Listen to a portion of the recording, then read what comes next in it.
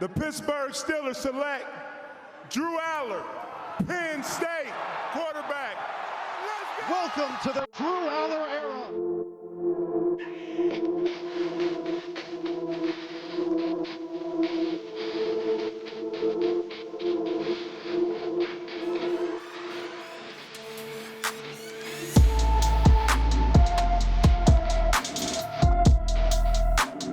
Pittsburgh Steelers may have just found their franchise quarterback. Or did they? Allar hit as he throws, and it is intercepted! Fake it to Pena. Allar, sideline. Oh, it's picked! Hello everyone and welcome to the AQA football channel. Hope you enjoyed that intro. We're on this YouTube channel. I hope to get to do a lot of things. The main thing being get to break down some prospects. The first one we're going to be doing, as you can see here, is Pittsburgh Steelers quarterback Drew Allar. That intro, though a little cheeky, kind of sums up the career of Drew Allar at Penn State. It was a lot of good, but it was a lot more bad than it was good. And we're going to get to see that in the film. We're going to get to see in the data how that translates. But yeah, we're going to start here by looking at the page on my website, the AQA website. The link for that will be in the description. But a couple things I want to point out here is the decision making. The decision making is a very important thing, and it's honestly a very misunderstood thing when it comes to Drew Allar. I think that, contrary to popular belief, he was overall a good decision maker. And obviously he had the bad interceptions, but we're going to see in some data that I pull up later, it was a lot better than people think. He's pretty sneaky athletic. For his size, I believe, especially, he's someone that can lower his shoulder and run through people, and we're going to see that as well in the film. But I think, honestly, his biggest asset at the next level is going to be his pocket presence, because that's so important in the NFL. And you can see here a 74.8 grade on that, and we're going to see some really, really impressive, subtle pocket moves that he got to display in college that I think will translate pretty well. But obviously there's a lot of the negatives too. I mean, the accuracy tells the story of pretty much all of his negatives. His messy footwork, his bad mechanics led to him being very inconsistent in both accuracy and ball placement, which I will separate into two different categories because you can complete a pass while still not having great placement on it. So you can see the key production stats down there too. He didn't have enough snaps in 2025, obviously, because of the broken ankle. But yeah, those are from 2024. And as you can see, not overly impressive. And especially if you ask a Penn State fan, they'll tell you very underwhelming numbers from him. And that kind of told the story. That kind of tells the story of production-wise what he did. He was able to have a pretty good pressure to sack number, and his adjusted yards per attempt were pretty good because of those, because he didn't take a lot of sacks. But yeah, everything else just not super impressive. So now we're going to take a quick look. This is his 2025 Pro Football Focus page. The numbers, nothing that'll blow you away. I'm pretty much throwing out the first 3 weeks of the season because those are warm-up games for big Division I schools, and it is not impressive to me to play well in those games. But yeah, this year, the Oregon game, really a good second half from him in the Oregon game. We're going to see a lot from that in the film we break down. But, I mean, overall, the pick at the end and an inconsistent first half, it really plagued them and caused them to lose that game. And then, obviously, the UCLA Northwestern game where things just went from bad to worse. Ends up breaking his ankle at the end of the Northwestern game. Season went off the rails fast, and here's what I'm going to say about this. I'm going to focus more on 2024. I'm going to focus more on 2024 because clearly in 2025, there was something else going on from the top down with this Penn State team. They were something with James Franklin was going on behind the scenes, and you could see it translate in the play. And so this offense looked disjointed. Receivers were dropping passes all over the place. The line was just not what it was expected to be. So speaking of 2024, that's where we're going to head now, looking here. And I think if you look at this page, you can kind of see the story of Drew Allar's career. He is very impressive in a lot of these games. And then these games against Ohio State, and especially the Notre Dame game, is just really a struggle for him. And I will say, I'm going to give him a little bit of grace in that, because the wide receivers that he was working with, there was not a lot of separation ability on that they had. That's just the truth. The routes were very static on top of that, and I just don't think the system fit him. Terry Smith said it himself the other week. This system doesn't fit him. And I'm not gonna say, hey, he's fully off the, he's good. Like, there's still important things to note in his struggles here. I'm not gonna fully put the blame on anyone else because he's the quarterback, but I think that he's got really good big time throw to turnover worthy play numbers here. He made smart decisions, and yeah, the numbers aren't overly impressive, but I wouldn't put a ton of stock into the yards and touchdowns and interceptions in college. I just don't. But what I will put a little bit more stock in, and where I will give him a little bit of credit, is when he was under pressure. This is from 2024. His numbers under pressure, you can see the big picture there shows all of it. But he was first in college football with the lowest turnover-worthy play percentage under pressure. And on top of that, he was third in big-time throw percentage under pressure. So I think that this tells a story of a guy who, when he's faced with pressure, he does make good decisions most of the time. And not only that, but he makes plays out of them. So I think that that's an important thing. I think under pressure data is a huge point for NFL teams. That's what they're looking for, because you're under pressure a lot in the NFL, and you got to make quick decisions. And so I think he showed the ability. His seventh overall in passing grade under pressure. And then you look at the top right there. That's another really important thing. When he was blitzed, his completion percentage was 5th, and that was with a 20th average depth of target.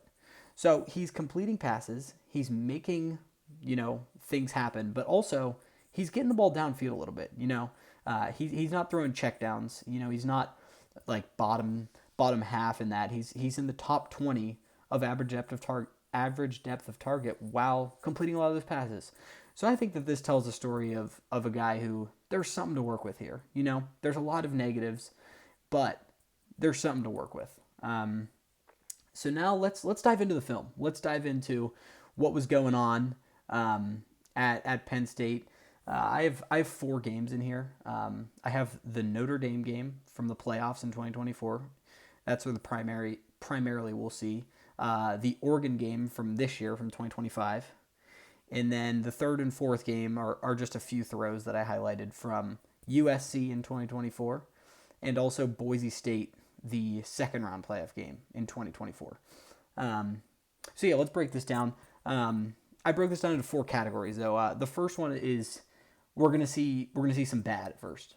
So this first section is gonna be highlighting his accuracy with a number of different things, but we'll see it here.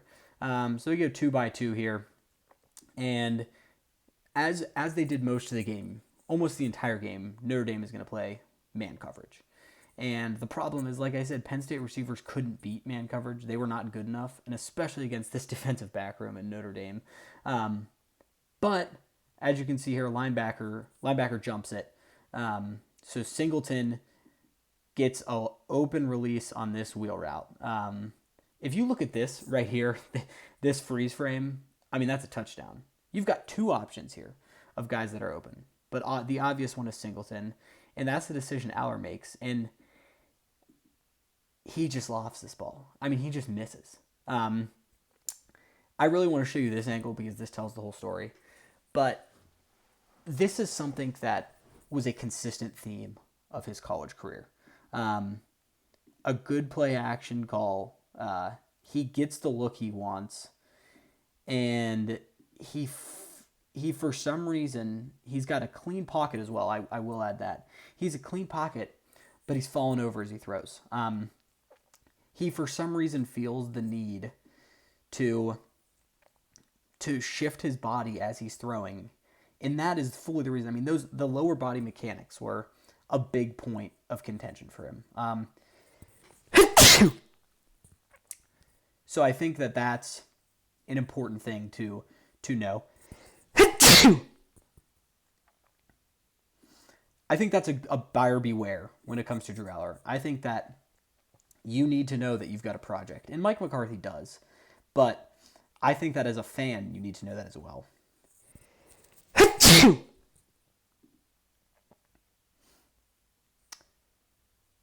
So we're going to take a look at the next play here.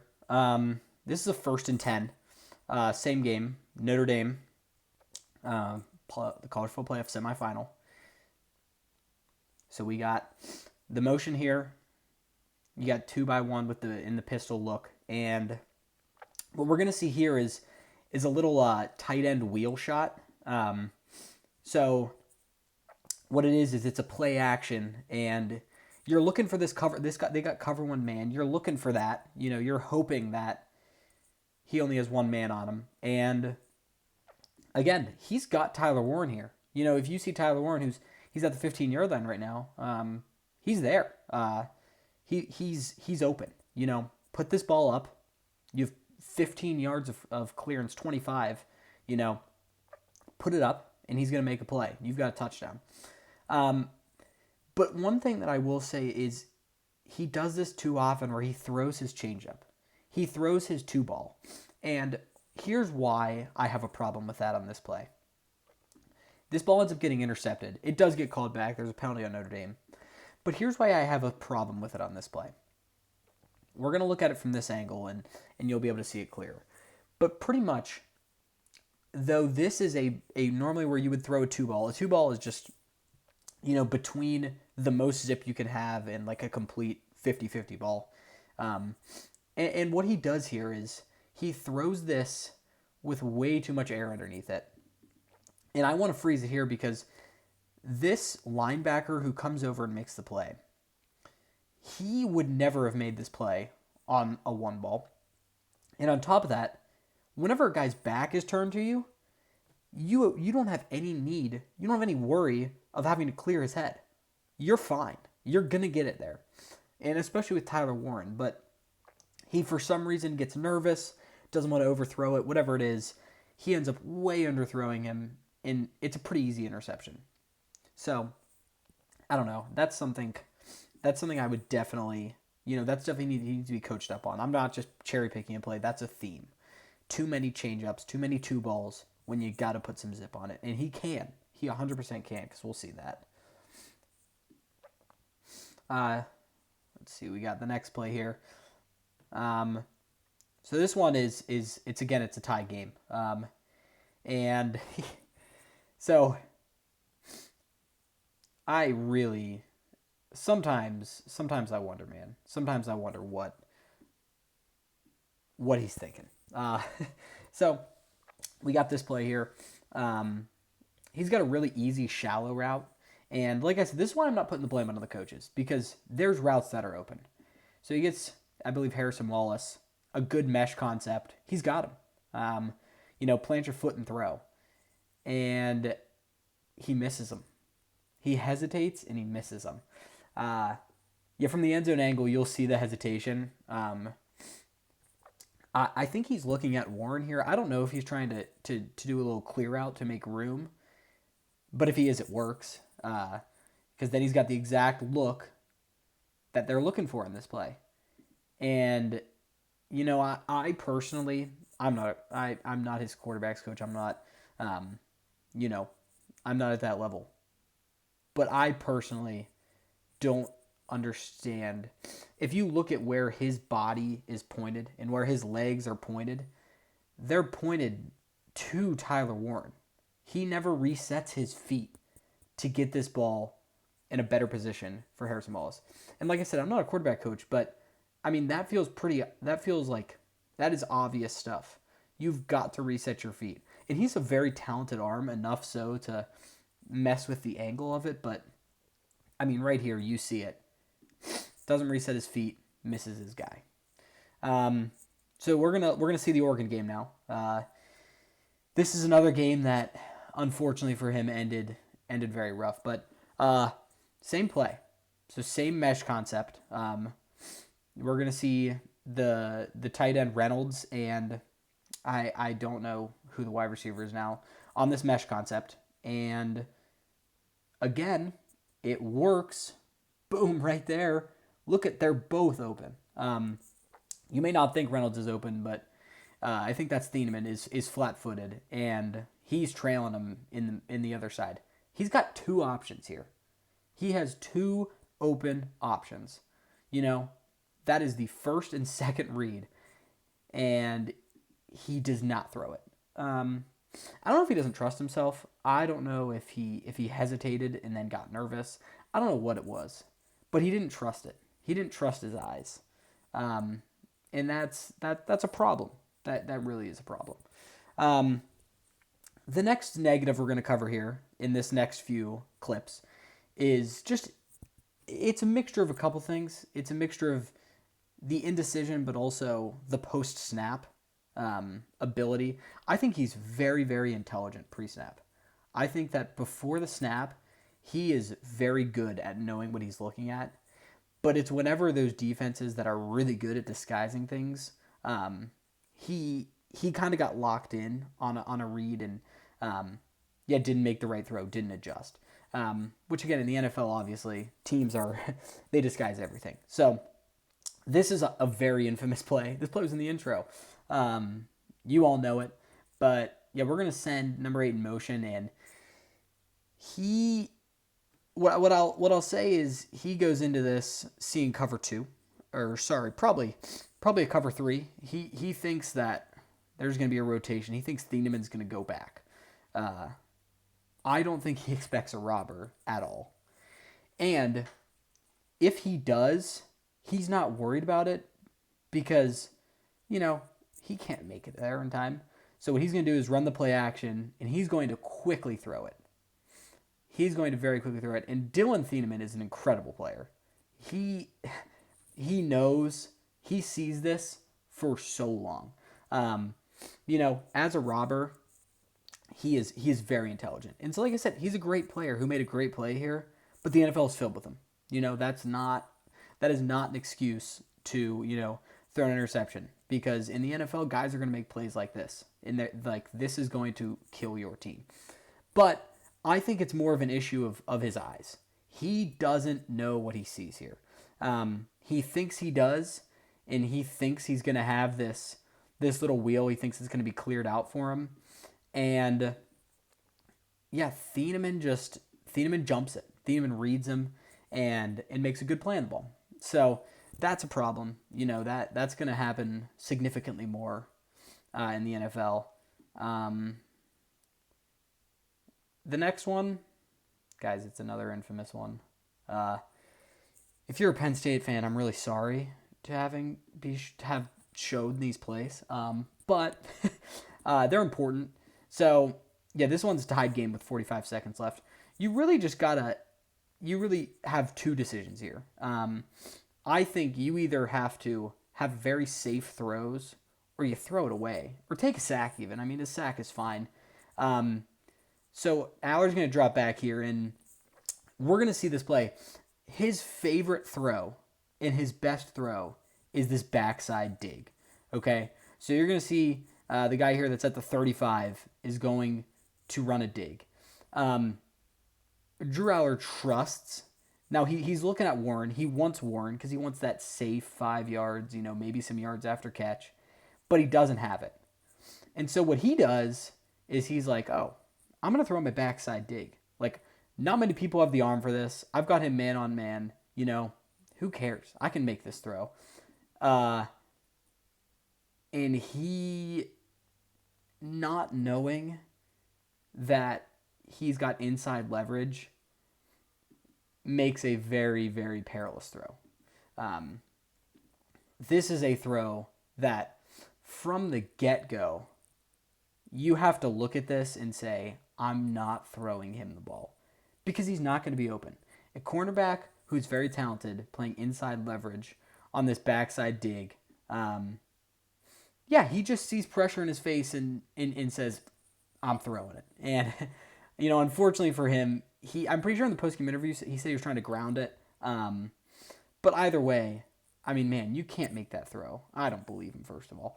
But it's just a tough thing in a big moment that it's a mistake you can't make. So now we're going to get into some positives. If you're a Steeler fan, what can you look forward to? I think that the first one I'm going to cover here, this first pro is he's a good improviser. He's a good improviser with his legs, but also has the arm to make things happen after. So this is in the Oregon game. This is a huge play here. He's going to take off and run, and just so tough to make, just such a tough runner. He's not really fast. He's not super athletic. He kind of looks like he's falling over the entire time he's running. But man, I mean, like Patrick Mahomes is a perfect example of a non-athletic quarterback who is pretty good at scrambling because of his intelligence. And I'm not saying that Drew Allar has that level of, running the football, but I think that he is enough of an athlete that it'll be a factor at the next level. Not in the way that Penn State used him, but certainly a factor. But yeah, this is just a good run. 3rd and 8. He puts a good move on him here and ends up getting the first down. This one we got 3rd and 9 here. This one's funny to me. This is a quarterback draw all the way. And I guess they have the look, You have cover 2 man. So that means just 2 deep safeties and everyone else is manned up. So I think it's smart, kind of. But to run a quarterback draw with Drew Allar on 3rd and 9 in a gotta have it drive is crazy to me. And he makes it he makes it worth it. Not only does he get the first down, but he gets about 15 yards more. And he does it in such a way that I think it really is translatable. He's not blowing past these guys, and he's not going to blow past anyone at the next level. But what he is going to do is he's going to be able to use his vision and use his blockers and then get a few extra yards because of how big he is. He's still going to be big. So yeah, I think that's something that is pretty impressive. We're going to see another one here. Same game, Oregon game. So he sends him in motion. We're going to run a little zone read on 4th and 1. See, this is the kind of thing that, like, if you're a Steelers fan, this should fire you up. It's, again, another really bad play call. Like, what are you doing running a zone read with, your 6'5" quarterback on 4th and 1? Katron Allen's not even on the field, who should be getting the ball 10 times out of 10 in this situation for Penn State. But they decide, no, we're going to run a zone read. We're going to fake it to this wide receiver and then get our quarterback running downhill. And it pays off. It's a great move and then finishes the play strong. That to me is pretty impressive. You have to give him a little bit of credit there. So here we go. We got next. Again, this game is just full of big moments, but this is another one where he's going to drop back and honestly, there's nothing. He gets pressured instantly. They got a free rusher off the end here, and he has no answer. They don't have a hot on this play. At least I don't see an obvious one. So it's kind of like good luck. 3rd down and 8, like, you got to have it.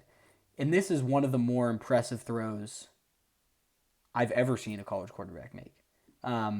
He takes a deep drop, tries to buy himself a little bit more time for number 5 to get in that window. And then he slips. And he's got 2 guys in his face. And he just puts a beautiful ball on him. This saves the game for Penn State. This is a huge reason why this game even made it to overtime, is this play. It's just so impressive to me. It's so impressive to me. I think this angle is going to do it a little bit more justice, where your tackle got beat and you have a free rusher and you fall, and his arm strength is enough to make that throw. That's a crazy impressive throw, guys. That's something that, you're going to have to make some things happen in the NFL with your arm, and that's a great example of it happening. Just improvising, making it work whenever nothing's available to you.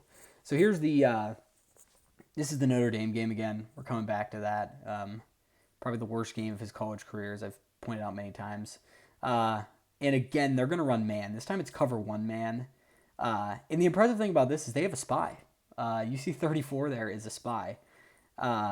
Guess what? The Penn State offensive play callers, they do not care. They are going to run a quarterback draw on 3rd and long again for whatever reason. And Drew Allar follows his blockers, runs through 2 guys, and gets the first down. It is astounding to me. It is astounding to me that this was the play call, and it's more astounding to me that he got the first down. This is the kind of stuff that, if you're an NFL team, this is tough. This is just the toughness that you want. Like these are high level Division I players that he's running through. I just think it's something to note. Here we go. This one, same game, Notre Dame game, and both his tackles are going to get beat here. Left tackle is going to get it pushed into his breadbasket. Right tackle is getting beat around the edge. He wants Luke Reynolds 85 there, and he's going to hold off for a second, make it happen, and he ends up putting a throw on the run right on him to pick up the first down. This isn't the best throw you're ever going to see. This isn't the best play you're ever going to see.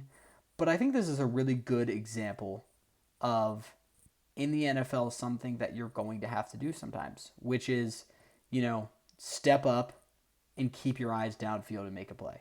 And not only that, but throw a ball off platform with some zip because he's covered. So it's not the most impressive play you'll ever see, but it's definitely worth a look. And then this is going to get into the final pro for us, which is his arm. Everyone knows about it. You've seen it. And honestly, the intro at the beginning, those throws were the most impressive throws. But I'm going to cover some other ones here that, maybe aren't as talked about, but are still very impressive nonetheless. So what we're going to see here is he's going to switch the formation.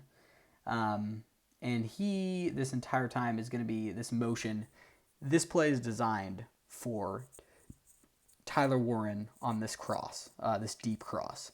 And so they get the clear out from the cornerback's cleared out over there. You have a linebacker who is underneath, though, and unfortunately no one to hold him there. So this is kind of a dead play. This is like, if you're a quarterback, you're getting they sent 7 guys and they covered it perfectly. But there is a throw that Drew Allar can make here, and he is able to float this over the linebacker and just make a perfect throw. This is one of the more underrated throws that he's made in his career. No one really includes it in the highlight reels or talks about it. But this is a great throw. This is whenever him throwing that 2 ball that I was mentioning earlier is very, very important and where he needs it. Because I'll tell you what, I think that a lot of guys would either end up throwing an interception here or they would take a sack. I don't think there's many people who can make this throw. But as an NFL quarterback, you better be able to make that throw. And he can. He has that natural ability to. So, yeah, very impressive. We got a tie game here in the Oregon game back to 2025. And they're going to run sort of a it's that play I was talking about earlier. We're going to see it a few times work. He's going to look off the linebackers to the right and then make that backside dig throw to the left that he could make in his sleep, I'm pretty sure at this point. But yeah, he's going to send Reynolds in motion.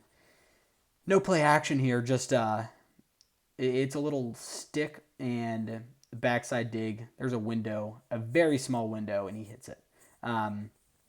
That's, this is pretty, like, you got to make this throw to be an NFL quarterback, but not all those guys can. And so definitely something that I was impressed by.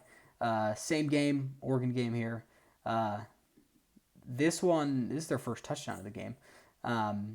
First touchdown for Penn State, that is. And he's going to run a play action here, hold the safeties and linebackers. And it's cover 4, so you've got a shell that's kind of on their heels, looking to drive on a ball and make a play. But Ross is able to get by him, and I don't think that they're expecting Allar to make that kind of throw, which is kind of, a knock on Penn State's offense, because you should always, with someone this talented, they should always have to respect that. And a lot of teams didn't, which made things a lot harder than they were. But that's not what this is about. This is about him, seeing this safety hesitate for a second, and he makes a beautiful throw over everyone's head.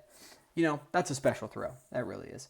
A couple we're going to include here from the USC game. He was incredible this game. Penn State got down early, and this was the second game of his career, besides his first game ever, that they let him air the ball out. They said, he played without fear. And I think that the coaching staff, whether it was the coaching staff or whether his mentality, he played with a lot of fear.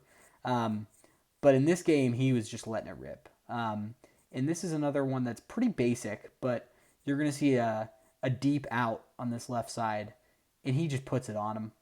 It's a huge situation. You really got to have it in these, it's a late point in the game, and they're trailing. And he's got tight coverage here. But like I said, he sees it. It's great anticipation, and it's a good arm. It's a good throw to get it there.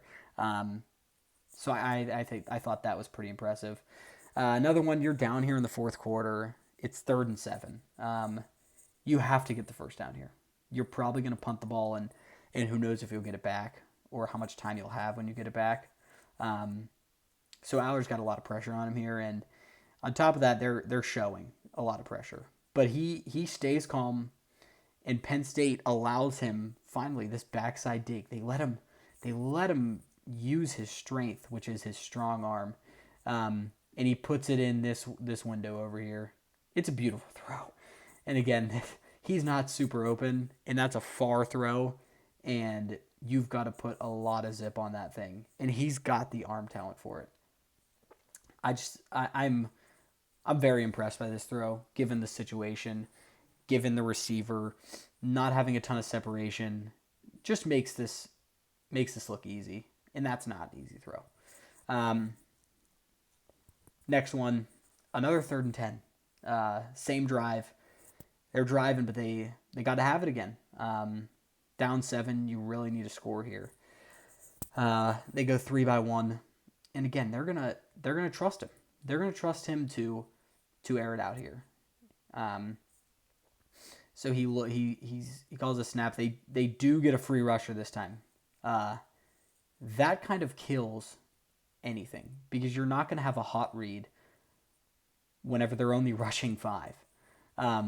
So Drew Allar makes something happen here. He's going to step up, avoid the sack, step up, and again make that backside dig throw. It's just this might have been the most underrated throw that he's ever made. More than just his arm talent, which is super impressive here, and his arm angle that he makes the throw with, he is able to avoid this rusher right up the middle. Singleton whiffs. They confuse the offensive line. So he avoids him here, but he's not out of the woods yet. After he avoids him, he's got 99 coming up on the other side. So he steps up and off platform makes a beautiful throw. So impressive. A couple I'm going to include from the Boise State game here, where I think that it's a really good floater that he throws. So this time they're in the pistol. He steps back, creates just enough time, and then you see Warren open up. And he puts it where only Tyler Warren can catch it. Just spectacular stuff. Spectacular. There's not a lot of guys who are going to be able to make this happen, even at the next level. with almost two guys that are going to be converging on this, but he's able to float it right where Warren can get it. You know, it's great stuff. And then the last throw that we're going to highlight, same game, Boise State game, and they're going to have 2x2 here, and I think it's like there's like a dig post concept, and he's going to get the post route in man. He's going to put it on the money. That's just 55 yards in the air. It's beautiful. It's so good. It's special. It's unique talent, and he's able to make that. So, you know, I think there's a lot to like. Am I saying that the flaws aren't there? No. There's a ton of flaws. There's so many flaws. But Mike McCarthy made this pick knowing that. And, you know, if you're a Pittsburgh Steelers fan, you're going to have to be patient with this. But, yeah, I think that Drew Allar is an interesting prospect, and I'm excited to see what becomes of it. So, yeah, guys, thanks for watching. Hopefully we'll get to do a lot more of these. But, yeah, that is Drew Allar, the new Pittsburgh Steelers quarterback.